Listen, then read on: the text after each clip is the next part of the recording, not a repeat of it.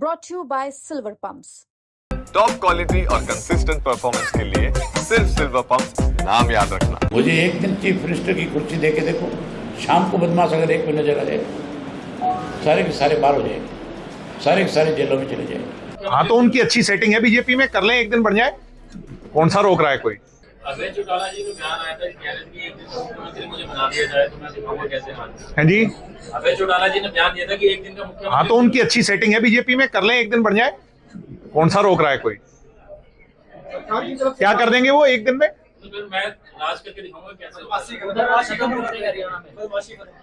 खत्म करने की बात हो सकता है एक दिन के लिए वो उनके सारे जानकार हैं, यार प्यारे मित्र हैं, एक दिन के लिए कहने भाई तुम चले जाओ बाहर आज।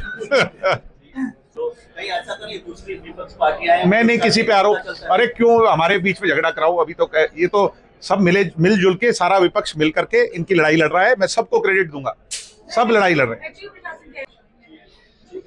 द्विवेदी जी, अभी आपने कहा था कि उत्तर प्रदेश के जो कानून व्यवस्था है वो बहुत बेहतरीन है, वहाँ पे भी बीजेपी की सरकार। मैं तो यूपी गया नहीं, सुनता हूँ तो आप लोगों से सुन लेता हूँ। मैंने तो सुनी हुई बात बता रहा हूँ, तो आप लोगों मीडिया बताते हुए वहाँ अच्छे हो गए हालात, मैंने कहा भाई सुनते थे वहाँ ज्यादा खराब है।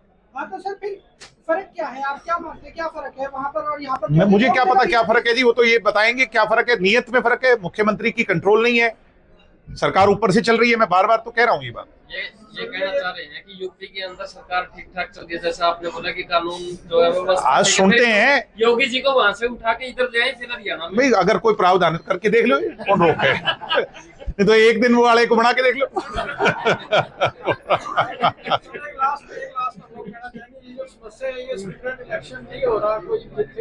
अब तो लड़ाई तो इसी की है।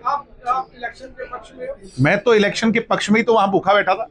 नहीं, आपकी सरकार आई, उस पर तो सरकार आई तो इलेक्शन कराया तो था 1 साल, फिर वो कोरोना आ गया जी। है जी, नहीं तो सरकार ने, अरे आप तो जानते हो उस टाइम क्या कहा था सरकार ने, भाई इस साल तो अप्रत्यक्ष कराएंगे, अगले साल प्रत्यक्ष कराएंगे। अगले साल कोरोना आ गया, फिर 2 साल कोरोना में निकले, 1 साल 1.5 साल ऑनलाइन क्लासेस में निकली। इतने में हमारी सरकार से वो हो गया। जवाब तो वो देंगे, हम थोड़ी देंगे। बताओ, आपको मेरे पे शक है? ये तो बनते ही होगा काम, पहला काम होगा ये। जिस दिन सत्ता में आएंगे उस दिन नई जो नौजवान पीढ़ी है उसको यूनिवर्सिटी और कॉलेजेस में उसका फंडामेंटल अधिकार दे देंगे।